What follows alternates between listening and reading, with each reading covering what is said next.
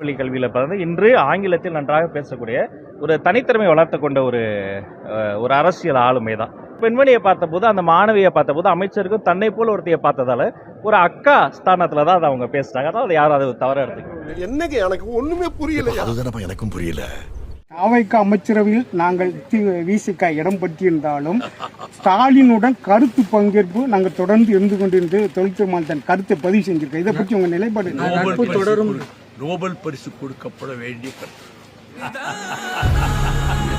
Hi hello வணக்கம் மக்களே. So இந்த வீடியோ நம்ம என்ன பார்க்க போறோம்னா, அதாவது இப்ப ரீசெண்டா நேத்துக்கு ஒரு நீங்க வீடியோ பார்த்திருப்பீங்க. அதாவது அமைச்சர் கீர்த்தனா அவர்கள் வந்து ஸ்கூல்ல போய் ரீல்ஸ் எடுக்கிற அப்படின்ற மாதிரி ஒரு விஷயம் பார்த்திருப்பீங்க.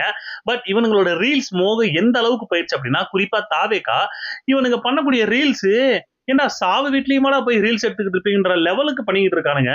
ஸோ அது என்னன்றதை பார்க்க போறோம்.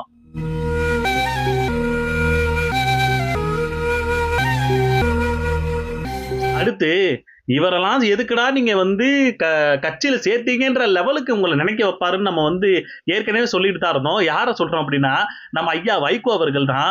இவரெல்லாம் எதுக்குடா நம்ம கட்சியில சேர்த்தோன்ற லெவலுக்கு யோசிக்க வைப்பாரியா அப்படின்ற மாதிரி நம்ம சொல்லியிருந்தோம். அதைத்தான் இப்ப மனுஷன் கண்டினியூ பண்ணிட்டு இருக்காப்ல. பண்ணட்டும். ஏன்னா வலிய போய் நீங்க போய் சேர்த்தீங்களே, அதுக்கு வந்து அவரால என்ன முடியுமோ அதை பண்ணிட்டு இருக்காரு. சோ அது என்னன்றதையும் பார்ப்போம். அடுத்து நேத்து நம்ம அமைச்சர் கீர்த்தனா அவர்களை பத்தி நம்ம பேசினதுக்கு இப்ப ராஜ்மோகன் அவர்கள் ஒரு பதில் கொடுத்திருக்காரு. எப்பா சாமி முட்டு கொடுக்கலாம்யா, இப்படி இல்லாம முட்டு கொடுக்கறதுன்ற லெவலுக்கு முட்டு கொடுத்துட்டு இருக்காப்ல. அது என்னன்றதையும் பார்ப்போம். அது மட்டும் கிடையாது, நம்ம நாம் தமிழர் கட்சியில இருந்து இப்ப கரூர்ல வந்து அந்த 41 பேர் இறந்தாங்களே, அவங்களுக்கு நீங்க வந்து உங்களுடைய அரசு பணி கொடுக்க போறாங்க அப்படின்ற மாதிரி ஒரு விஷயம் வந்து ரொம்ப சர்க்குலேட் ஆயிருந்துச்சு. பட் இது பாத்தீங்க அப்படின்னா, இது ஒரு வித என்ன சொல்றது, ஒரு லஞ்சம் மாதிரி தான் தோணுது. ஏன் சொல்றேன் அப்படின்னா, ஏற்கனவே அதே மாதிரி தான் இப்போ ஒரு விஷயம் நடந்திருக்கு, ஒரு தப்பு பண்ணிருக்கீங்க, உங்க ஏதோ ஒரு காரணத்துல நீங்களும் மாட்டிருக்கீங்க. பட் அதை நீங்க மறைக்கிறதுக்கு நீங்க இந்த விஷயத்த பண்றீங்களா அப்படின்ற மாதிரி ஒரு டவுட் வந்துகிட்டு இருந்துச்சு. சோ இதுக்காக நாம் தமிழர் கட்சியை சேர்ந்த நம்ம அண்ணன் தீரன் அவர்கள் வந்து மனு கொடுத்திருக்காப்ல. கரூர் கூட்ட நெரிசலில் உயிரிழந்தவர்களின் குடும்பத்திற்கு அரசு வேலை வழங்குவதற்கு எதிர்ப்பு தெரிவித்து அரசு பணி வழங்குவதை எதிர்த்து உயர்நீதிமன்ற மதுரை கிளையில் மனு தாக்கல் செய்யப்பட்டிருக்கிறது. அது என்னன்றதையுமே பார்ப்போம். சோ இது எல்லாத்தையுமே டீடைலா இந்த வீடியோல பார்க்க போறோம். வீடியோ பார்க்கணும்னா நம்ம சேனல் ஃபர்ஸ்ட் டைம் பாக்குறீங்க அப்படின்னா ஒரு லைக் ஒரு சப்ஸ்கிரைப் பண்ணுங்க. அப்பதான் நிறைய பேருக்கு நம்ம வீடியோ சஜஷன் ஆகும். வாங்க வீடியோ பாத்தீங்க அப்படின்னா, இப்ப கண்டினியூவா ஆக்கிரமிப்பு பகுதிகளை வந்து நாங்க அகற்றோம்னு சொல்லி ஏற்கனவே, அதாவது மக்கள் வாழ்ந்துகிட்டு இருந்த வீடையும் பாத்தீங்கன்னா அடிச்சு தரமட்டமாக்கி வீட்டுல இருந்தவங்கள வந்து தெருவுக்கு கொண்டு வந்துட்டாங்க. ஆனா விஜய் அவர்கள் ஏற்கனவே ஒரு விஷயம் சொல்லியிருந்தாரு. நான் வந்து ஆட்சிக்கு வந்தேன் அப்படின்னா ஆல்ரெடி ஏற்கனவே நீங்க வீட்டு வரி, தண்ணி வரி, மின்சாரம் இது எல்லாம் பண்ணிக்கிட்டு இருந்தீங்கன்னா உங்களுக்கு வந்து பட்டா கொடுப்போம் அப்படின்ற மாதிரி சொல்லிட்டு அந்த மக்கள் அதெல்லாம் நம்பி ஓட்டை போட்டு இப்ப வீடை இடிச்சதுனால தெருவுல வந்து நின்றுட்டு இருக்கான். ஆனா இன்னொரு விஷயம் என்ன அப்படின்னா, தெருவுல நின்று வேலை பார்த்துக்க, அதாவது ஒரு மாம்பழம் விற்கிறதோ இல்ல காய்கறி விற்கிறதோ, இது ஒரு சின்னதா ஒரு ஹோட்டல் மாதிரி ஒரு தள்ளுவண்டி கடையை போட்டிருக்கிறவங்களோட எல்லா கடையும் அடிச்சு உடைச்சு குப்பையை தூக்கிட்டு போட்டு போற மாதிரி குப்பை வண்டியில தூக்கி போட்டு போயிட்டு இருக்காங்க. நான் என்ன கேட்கிறேன், வீட்டுல இருக்க விடாம தெருவுக்கு அனுப்புறீங்க, தெருவுலையும் ஒரு கடையை போட்டு சரி அதுல ஏதாச்சும் வாழலான்னு பார்த்தா அதையும் வாழ விடாம அதை எல்லாத்தையும் அடிச்சு உடைச்சு போயிட்டு இருந்தீங்கன்னா, நான் என்ன கேட்கிறேன், உங்களால் அரசு பணி கொடுக்க முடிஞ்சா கொடுங்க. அந்த மாதிரி மக்களுக்கு, வறுமையில் இருக்கக்கூடிய மக்களுக்கு உங்களால என்ன முடியுமோ கொடுங்க. ஏன்னா உங்ககிட்ட எவ்வளவோ பாத்தீங்கன்னா பிசினஸ் மேன் இருக்காங்க, பிசினஸ் மேக்னெட்னு சொல்லக்கூடிய அந்த லெவலுக்கு இருக்கக்கூடிய எவ்வளவோ பேர் இருக்காங்க. அவங்க கிட்ட எல்லாம் சொல்லி ஒரு வேலை வாய்ப்பை கொடுத்து விடுங்க அந்த கஷ்டப்படுறவங்களுக்கு. ஏங்க கஷ்டப்படுறவங்கனால தான் அவங்க தெருவுல நின்று மாம்பழமோ இல்ல காய்கறியோ இல்ல சின்னதா ஒரு டிஃபன் சென்டர் மாதிரி போட்டு நடத்திட்டு இருக்காங்க.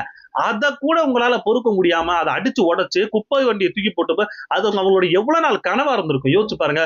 ஒரு சின்ன டேபிள போட்டு அதுல ஏதோ ஒரு விஷயத்த ஆரம்பிச்சு, இல்ல தெருவுல இந்த கோணிப்பைய விரிச்சு போட்டு அதுல அந்த மாம்பழங்கள்லாம் கொண்டு வந்து கொட்டி அதுல கிடைக்கிற லாபம் என்ன சொல்ல, ஒரு 5 10 ஒரு லாபம் கிடைக்கும். அதை நம்பிதான் அவங்களுடைய குடும்பமே நடந்து இது பண்ணிட்டு இருக்கோம்.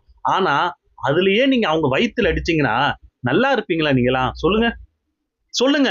இதெல்லாம் எங்க தெரியுமா போய் கரெக்டா வந்து வீடியோ, இது முழுக்க பாத்தீங்க அப்படின்னா விஜய் அவர்கள் மேலதான் போய் சாடும். நான் ஏன் சொல்றேன் அப்படின்னா, விஜய் அவர்கள் முழுக்க இவங்களுடைய ஓட்டுனால மட்டும்தான் ஜெயிச்சாரு. உண்மையிலே நான் ஏன் சொல்றேன், எதுக்காக சொல்றேன் அப்படின்னா, உண்மையிலேங்க இந்த மாதிரி அறியாமைய இருக்கிற மக்கள்ல அவங்க வந்து ஈஸியா நம்பி இந்த மாதிரி ஓட்ட போட்டு இப்ப உங்களுடைய வாழ்க்கைக்கே ஒரு ஆப்பு வைக்கிற மாதிரி ஒரு வேலையை பார்த்துக்கிட்டு இருக்காங்கன்னா என்ன பண்றது யோசிங்க. உங்களை வீட்லயே இருக்க விடாம, உங்களுக்கு சரியான ஒரு தொழிலே அந்த இதுல இருக்க விடாம வேற மனுஷன் எங்கதான் போவான் சொல்லுங்க? மருந்து குடிச்சு சாவுறதா? இந்த மாதிரி அடிச்சு உடச்சு தீ போட்டு ஒரு அம்மாலாம் பாத்தீங்க அப்படின்னா மாமலை விற்கிறவங்களாம் அவங்களோட கடையை தூக்கி போட்டு போறாங்க, அவங்க அந்த அம்மா பின்னாடியே ஓடுது.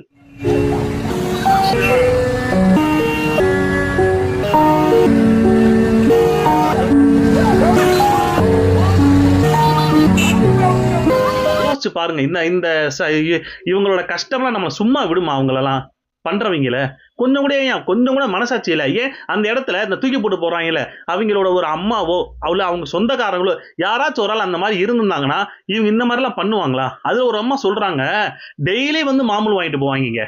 எப்படி டெய்லி வந்து மாமூல் வாங்கிட்டு போவாங்க, ஒரு மாமூல் வாங்கிட்டு போறாங்க, நல்லா ரமையை தூக்கிட்டு போறாங்க, நாசமா போறாங்க. காலையில வந்து சொல்லியிருந்தா கூட நாங்க எடுத்திருப்போம். ஏன்னா டெய்லி அவங்களோட வருமானமே அதை அந்த கடையை நம்பி தான். அந்த கடை முழுக்க நீங்க தூக்கி போட்டு போனீங்கன்னா சத்தியமா சொல்றேன், ஏழைங்க வயிற்றுல அடிச்ச எந்த ஒரு அரசுமே நாசமா தான் போகும். அது நான் ஏற்கனவே நடந்தது சொல்றேன். இது எப்படி போகும்னு எனக்கு தெரியாது. ஆனா ஏழைங்க வயிற்றுல அடிச்சுக்கிட்டு இருக்கீங்க. இதுக்கு என்ன பதில் சொல்ல போறாங்கன்னு தெரியல. ஏன்னா இதை பத்தி இல்லாம சிஎம் கேட்டுட்டு இருப்பாருன்னு நீங்க கேட்கலாம். ஆனா நான் என்ன சொல்றேன் அப்படின்னா, இவங்கள்ட்ட கூட நீங்க ஓட்டு வாங்குனீங்கல்ல, அப்போ இந்த மாதிரி ஒரு விஷயம் நடக்குது அப்படின்னா, இந்த மாதிரி நீங்க இதெல்லாம் பண்ணிட்டு இருந்தீங்கன்னா இவங்களாம் எனக்கு ஓட்டு போடாதீங்க அப்படின்னு ஒரு வார்த்தை சொல்லியிருப்பாரு விஜய் அவர்கள்.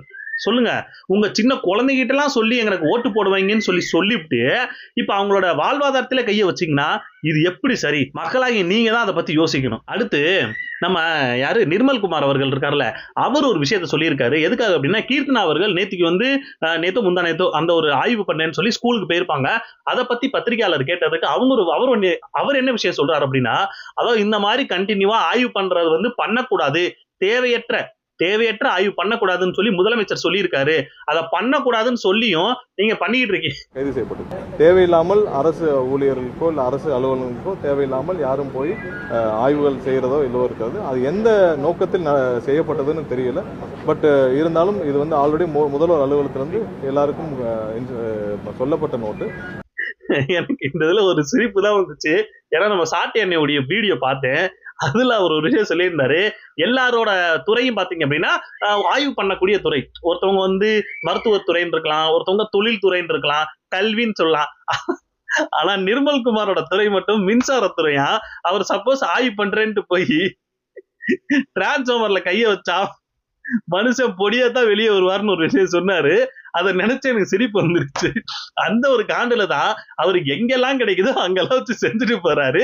சோ நிர்மல்குமார் இந்த மாதிரி ஒரு விஷயத்த சொல்லியிருக்காரு. இது நாங்க வரவேற்கிறோம். ஏன்னா முதலமைச்சரும் அதுவும் மட்டும் இல்லாம புசியானந்தே பாத்தீங்கன்னா இந்த மாதிரி விஷயத்த சொல்லியிருக்கேன், இந்த மாதிரி தேவையற்ற ஆய்வு எல்லாம் பண்ணாதீங்கன்னு. இந்த அம்மாலாம் போய் பண்ணிட்டு இருக்கு. அந்த காண்டுல தான் நம்மளால சொல்லியிருப்பார் போல இருக்கு. அடுத்து ஒரு பேட்டியில நான் பாத்தீங்க, யாரு அந்த ஆள் பேரு அனந்தஜீத்னு நினைக்கிறேன். ஐ திங்க் அவங்க பேர் அப்படிதான் நினைக்கிறேன். அவர்கிட்ட ஒரு கேள்வி கேட்கிறாங்க. அதாவது உங்க விஜய் அவர்கள் இந்த மாதிரி அந்த வைகோ இருக்கிற பேர் இது என்ன, ஆமா வைகோ கிட்ட போய் உங்ககிட்ட இருக்கிற 2 எம்எல்ஏ வந்து ராஜினாமா பண்ணிட்டு வந்து சேர சொல்லுங்க, நானே அந்த இடத்துல வந்து நிக்க சொல்றேன், நானே வந்து எங்க நிக்கிறாங்களோ அங்க வந்து நான் பிரச்சாரம் பண்றேன்னு சொல்லி விஜய் சொன்னாருன்னு சொல்லி வைகோ சொல்லியிருந்தாப்ல. அப்படி சொன்னதுனால இப்ப வேற லெவல பாத்தீங்க அப்படின்னா அது வந்து பயங்கரமான பேச்சு பொருள் ஆகிட்டு இருந்துச்சு. இத அனந்திச்சிட்டு கேக்குறாங்க. ஏன்னா உலகத்துல இந்த அளவுக்கு ஒருத்தர் முட்டு கொடுக்க முடியுமான்ற லெவலுக்கு முட்டு கொடுப்பாப்ல இவரு. அவர்கிட்ட கேட்கவும் வைகோ வந்து அப்படியெல்லாம் சொல்லலைங்க. வைகோ அப்படி சொல்லல. அதாவது இந்த இடத்துல இருந்துகிட்டு எங்களால எந்த ஒரு வேலையுமே பார்க்க முடியல, அதனால நாங்க ராஜினாமா பண்ணிட்டு வரலாம்னு நினைக்கிறோம். அதுக்குதான் விஜய் அவர்கள் எதுக்காக அப்படிலாம் பண்ண சொல்றீங்கன்னு கேட்டாங்கன்னு சொல்லி ஒரு போட்டாரு பாருங்க. அதிமுக சப்ஜெக்ட்டை மிஸ் பண்ணாம எனக்கு பதில் சொல்லணும். அந்த வைகோவோட ஸ்டேட்மெண்ட்ல தெளிவா இருக்கு. நம்ம எப்ப எதை எடுத்துக்கிறோம்னா, ஒரு தலைவர் சொல்லும்போது சில மொழி பிறவர்கள் இருக்கலாம், அவர் என்ன சொன்னாரு, நான் போய் கேட்டேன் தம்பி கிட்ட, தம்பி இந்த மாதிரி நாங்க அங்க வந்து அந்த சின்னத்தில் நின்று ஜெயிச்சது வந்து எங்களுக்கு வந்து எதுவும் செய்ய முடியாது, மக்களுக்கு எங்களுக்கு அங்க இருக்கிறதுக்கும் மரியாதை இல்லை, வெளியில வர்றோம் போது ஏன் வர்றீங்கன்னு கேட்டாரு முதல்வர்னு சொன்னார். என்னென்ன சொல்றோம் பாருங்க, கம்பி கட்டுற கதையெல்லாம் எடுத்து போடுறாங்க. இல்லங்க நாங்க ரிசைன் பண்றோம், அது ஏன் முடிவு, ஏன் கட்சி. அவர்கள் ராஜினாமா செய்தால் இடைத்தேர்தல் வரும். அப்படி ஒரு இடைத்தேர்தல் வந்தால் நானே வந்து உங்களுக்கு ஆதரவா பிரச்சாரம் செய்வேன் அவர் சொன்னார். அண்ணா வைகோவோட ஸ்டேட்மெண்ட்ல தெளிவா இருக்கு. டிப்ரேஷன் நான் யோசிச்சேன், வைகோ பேசின அந்த இதுல எந்த இடத்துலயுமே அந்த மாதிரி அவர் பேசின மாதிரி தெரியலையே. அவர் அப்படி பேசவே இல்லையா. அவர் தான் கிளியர் கட்டா சொல்றாரு, விஜய் அவர்கள் தான் சொன்னாரு 2 பேரை ராஜினாமா பண்ணிட்டு வர சொல்லுங்க, நானே வந்து அவர்களுக்காக பிரச்சாரம் பண்றேன்னு சொல்லி சொன்னாருன்னு அவரே வாக்குமூலம் கொடுத்துட்டாரு. இதுக்கப்புறம் வந்து இந்த முட்டு கொடுக்கும் போது அந்த வடிவேலு தண்ணி காமெடி தான் ஞாபகம் இருக்கு. தண்ணி பீச்சு அடிச்சு பின்னாடி வெளியே தண்ணி வரும்போது அந்த பையன் முட்டு கொடுப்பான் போல, அந்த கதை தான் இருக்கு அனந்த சித்து.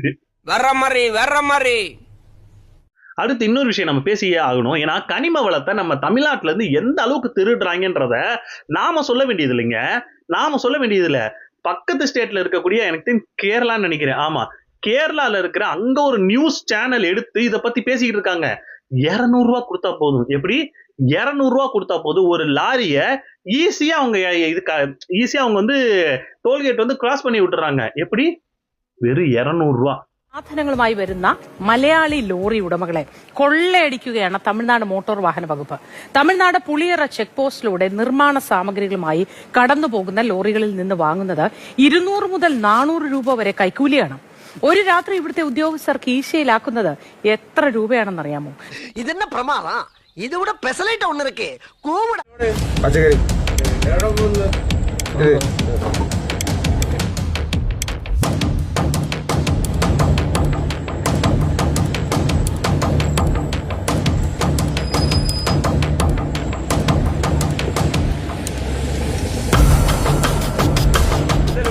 பச்சைக்கறி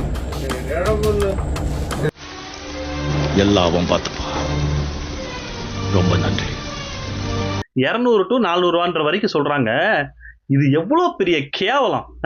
கனிமவளத்துறை அமைச்சரா இருக்கு ஐயா டி பிரபு அவர்களே, கொஞ்சம் யோசிங்க. நீங்க தான் சொல்றீங்க அந்த மாதிரி நாங்க ஆட்சிக்கு வந்ததுக்கு அப்புறம் எந்த ஒரு விஷயம் அந்த மாதிரி நடக்கலைன்னு சொல்லி நீங்க தான் சொன்னீங்க. ஆனா இப்ப பாத்தீங்க அப்படின்னா இந்த அளவுக்கு ஒரு விஷயத்த வெளிமாநிலத்தில் இருக்கக்கூடிய ஒரு சேனல் எடுத்து பேசிக்கிட்டு இருக்கு. குறிப்பா நான் உங்களுக்கு ஒரு இன்னொரு வீடியோ காட்டுறேனே, இந்த மாதிரி வரக்கூடியவங்கள்ட்ட பணம் வாங்குறாங்கன்ற மாதிரி ஒரு வீடியோவும் வந்திருக்கு. மேபி அதை பார்த்துருப்பீங்க. 200 ரூபா கொடுத்தா கூட விடுறாங்க அப்படின்னு சொல்லி ஒரு வீடியோ போட்டிருக்காங்க. இந்த அளவுக்கு இருக்குங்க நம்ம நாடு. அவங்களுடைய மாநிலத்திலிருந்து எதையுமே நம்மளை எடுக்க விட மாட்டாங்க. ஆனா நம்ம மாநிலத்திலிருந்து லாரி லாரியா கனிம வளத்தை வந்து எடுத்துட்டு போறாங்க. இத பத்தி யாருமே கண்டுக்கிறது இல்ல. எந்த மாநிலத்துக்கு அந்த கனிம வளத்தை எடுத்துட்டு போறாங்களோ அந்த மாநிலத்துல இருக்கிற நியூஸே, அந்த மாநிலத்தில் இருக்கிற ஒரு நியூஸ் சேனலே இதை எடுத்து பேசுறாங்க அப்படின்னா நம்ம சேனலுக்குலாம் வெக்க கேடுன்னு தான் சொல்லணும். இன்னொன்னு, இவங்களோட ஆர்ப்பாட்டம், போராட்டம், அப்புறம் கண்டன ஆர்ப்பாட்டம்னு சொல்லுவோம்ல, அது எந்த லட்சணத்துல இருக்குன்னு சொல்லி நீங்க பாத்தீங்க. உண்மையிலே சொல்றேங்க, இந்த அளவுக்கு ஒரு கண்டன ஆர்ப்பாட்டம் நான் பார்த்திருக்கே மாட்டேங்க. என்ன அப்படின்னா, கண்டன ஆர்ப்பாட்டம்னா என்னங்க? ஏதோ ஒரு விஷயத்த இல்ல அரசாங்கத்துக்கு எதிர்த்தோ இல்ல ஏதோ ஒரு விஷயத்தை எடுத்தோ அவங்க வந்து இது வந்து தப்பா இருக்குங்க, இதை கண்டிச்சு நாங்க ஒரு கண்டன ஆர்ப்பாட்டம் நடத்துறோம் அப்படின்னு சொல்லி அதுல என்னென்ன விஷயம்லாம் நடக்குது, என்ன மாதிரியான தப்பு நடக்குது, அது எப்படி சரி செய்யலான்ற மாதிரி நிறைய விஷயங்கள் பேசுவாங்க. ஆனா இவனுங்க என்ன தெரியுமா பண்ணிட்டு இருக்காங்க? குறிப்பா இந்த காங்கிரஸ் கட்சியில, அதாவது தமிழ்நாட்டு காங்கிரஸ்ல இருக்கக்கூடியவங்க அப்படி போடு பாட்டை போட்டு டான்ஸ் ஆடிக்கிட்டு இருக்காங்க.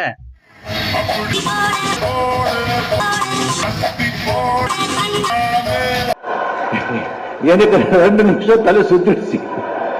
எனக்கு ஒரு விஷயம் புரியவே இல்ல. யோ, கண்டன ஆர்ப்பாட்டத்துக்கு போட்ட மேடையா நீ? என்ன அப்படி போடு பாட்டா? விஜய சந்தோஷப்படுத்துறதுக்கு என்ன வேணா பண்ணலாம், சரி. ஆனா கண்டன ஆர்ப்பாட்டத்துல போட்டுக்கிட்டு அப்படி போட பாட்டு போட்டுக்கிட்டு இருக்கீங்கன்னா நல்லா இருக்கே உங்க கண்டன ஆர்ப்பாட்டம் அப்படின்ற மாதிரிதான் இருக்கு. நாம் தமிழர் கட்சியில இருந்து நம்ம அண்ணன் தீரன் அவர்கள் வந்து ஒரு மனு கொடுத்திருக்காப்ல. எதுக்காக அப்படின்னா, இப்ப கரூர்ல வந்து 41 பேர் இறந்தாங்களே, அவங்க குடும்பத்துல இருக்கவங்களுக்கு வந்து அரசு பணி கொடுக்க போறோம் அப்படின்னு சொல்லி தாவேகா சார்பில் இருந்து சொல்லிக்கிட்டே இருக்காங்க. இப்ப வரைக்கும் சொல்லிட்டு இருக்காங்க. குறிப்பா எனக்கு தெரிஞ்சு 10ஆம் தேதி, ஜூலை 10ஆம் தேதி விஜய் அவர்கள், சிஎம் விஜய் வந்து கரூருக்கு போறாரு. அங்க போய் மக்கள் வந்து சந்திக்கிறாரு. அது பாதிக்கப்பட்டவங்க சந்திக்கிறாங்க. போன செப்டம்பர்ல நடந்த விஷயம். ஜூன், ஜூலை, ஆகஸ்ட், செப்டம்பர், இன்னும் 2 மாசத்துல அந்த என்ன நடந்துச்சோ 1 வருஷத்துக்கான அந்த டைமே இதே முடிஞ்சிடும். 1 வருஷத்துக்கான அந்த ஒரு நினைவேந்தலே நடத்த ஆரம்பிச்சிருவாங்க. இவரு இப்ப ஜூலைல போய் அந்த மக்களுக்காக போய் இது ஆறுதல் சொல்ல போறேன்ற மாதிரி சொல்லிட்டு இருக்காங்க. எனக்கு ஒரு விஷயம் புரியவே இல்லை. ஒண்ணு, அந்த மாதிரி ஒரு விஷயம் நடந்திருக்கு அப்படின்னா ஆறுதல் சொல்றதுக்கு உங்க வீட்டுக்கு வர சொல்றீங்க. இல்ல அப்படின்னா 1 வருஷம் கழிச்சு போய் ஆறுதல் சொன்னா எப்படிப்பட்ட நியாயம்? ஸோ இதைத்தான் நாம் தமிழர்ல இருந்து அவர் எடுத்து சொல்லியிருக்காங்க. அப்போதைக்கு ஆட்சியில இருந்த திமுக ஒவ்வொரு வீட்டுக்கும் அவங்க இறந்தவங்களுக்கு பாத்தீங்கன்னா ஒவ்வொருத்தவங்களுக்கும் 10 லட்ச ரூபா கொடுக்குறேன்னு சொல்லி 10 லட்ச ரூபா கொடுத்தாங்க. இன்னொன்னு விஜய் அவர் தனிப்பட்ட இதுல இருந்தே பாத்தீங்க அப்படின்னா 20 லட்ச ரூபா கொடுக்குறேன்னு சொல்லி 20 லட்ச ரூபா கொடுத்து மொத்தம் ஒரு ஆளுக்கு 30 லட்ச ரூபான்ற கணக்கு படி அவங்க கொடுத்துட்டாங்க. இப்ப அது மட்டும் இல்லாம 41 பேர் வீட்டுக்கும் அரசு பணி கொடுக்குறேன்ற மாதிரி ஒரு விஷயம் போயிட்டு இருக்குது. இதைத்தான் நம்ம கண்டிச்சு நம்ம தீரன் அண்ணன் வந்து பேசியிருக்காப்ல, மனுவும் கொடுத்திருக்காப்ல. இந்த மாதிரி அவர் கொடுக்க கூடாது அப்படின்னு சொல்லி அந்த மனு கொடுத்திருக்காப்ல. நமக்கும் அந்த ஒரு விஷயம் தான். அப்படி நீங்க வேலை கொடுக்கணும் அப்படின்னா எதுக்காக அரசு வேலை கொடுக்கணும்ன்ற எதுவும் தலையெழுத்து இருக்கா?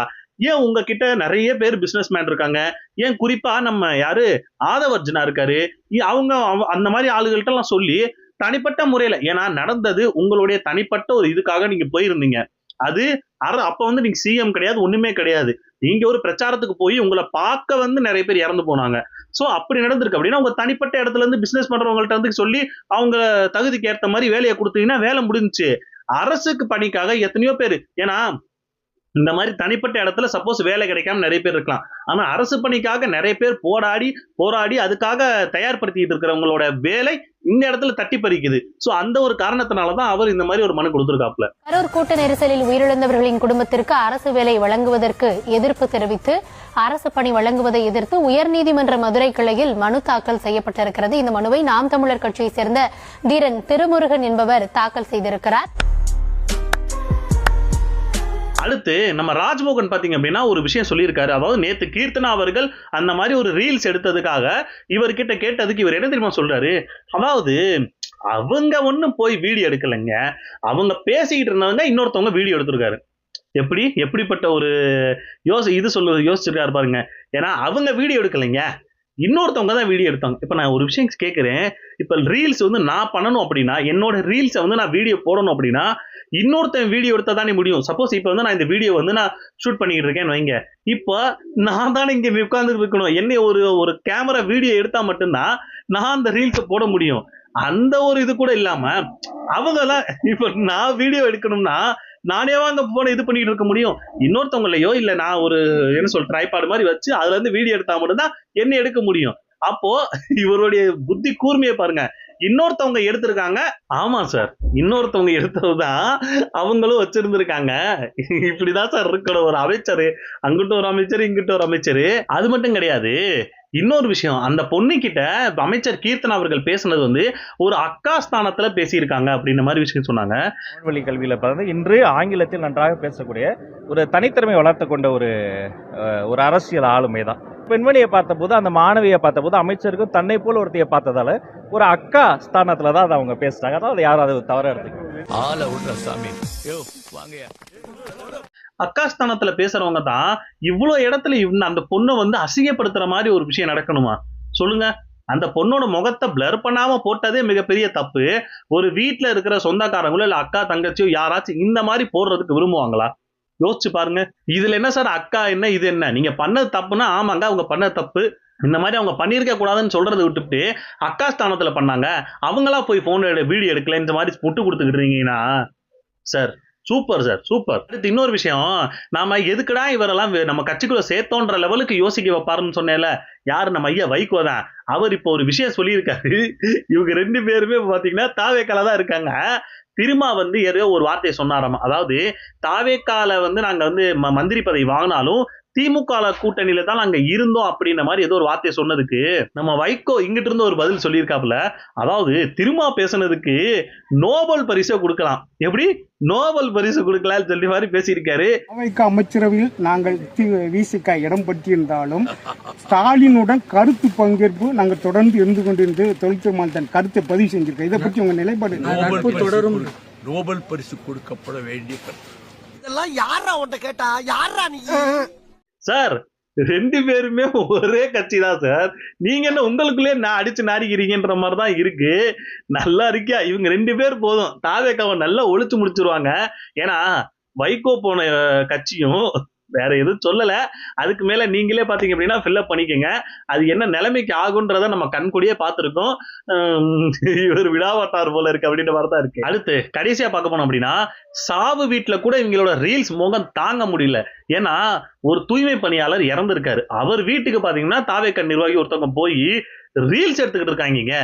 பயணத்திற்கு போயிருந்தோம். ஒரு தூய்மை பணியாளர் நம்மளுடைய நகரை தூய்மையாக வைத்துக் கொள்ள தன் வாழ்நாளை முழுவதுமாக தியாகம் செய்தவர். எனக்கு ஒரு விஷயம் புரியவே இல்ல. நீங்க ரீல்ஸ் எதுக்கு எடுக்கிறோம், ஏன் எடுக்கிறோம்? ஏன்னா ஒரு சாவு வீட்டுல கூட போய் நீங்க ரீல்ஸ் எடுக்கணும்னா எந்த அளவுக்கு கூட ரீல்ஸ் முகத்துல உட்கார்ந்து இருக்கீங்கன்ற மாதிரி தான் சொல்லணும்னு தோணுது. ஏங்க ஒரு இறந்தவங்க வீட்டுல போய் ரீல்ஸ் எடுக்கிறேன்ற பேர் வழியில போய் ரீல்ஸ் எடுத்துக்கிட்டு இருந்தீங்கன்னா சத்தியமா சொல்றேங்க, இவனுங்க எந்த இடத்துல திருத்த முடியும்னு என்னால யோசிக்கவே முடியல. ஏன்னா இவங்களை திருத்தவே முடியாதுங்க. கல்யாணம் வீட்டுனா ரீல்ஸு, சாவு வீட்டுனாலும் ரீல்ஸு, ஸ்கூல்னாலும் ரீலு, ஹாஸ்பிட்டல்னாலும் ரீலு, எங்கேயா போனாலும் ரீல்ஸு ரீல்ஸு ரீல்ஸு. இவன் என்னத்தை தாண்டா பண்ண போறீங்க? ரியலா ஏதாச்சும் பண்ணுங்கடானா அதெல்லாம் கிடையாது. நாங்க ரீல்ஸ் உலகத்திலே வாழ்றவங்க. ரீல்ஸ் உலகத்துல வாழ்றவங்கள சத்தியமா சொல்றேன், ரியல் உலகத்துக்கு செட் பண்ணவே முடியாது, ஆயத்தம் பண்ணவே முடியாது. இவங்க எங்க கொண்டு போய் விட போறாங்கன்னு தான் கொஞ்சம் பயமாவே இருக்கு. சோ அவ்வளவுதாங்க. நீங்க என்ன நினைக்கிறீங்க? உங்களுடைய கருத்துக்களை பதிவு பண்ணுங்க, நான் பார்த்து தெரிஞ்சுக்கிறேன். அடுத்த வீடியோல பார்ப்போம். பாய்.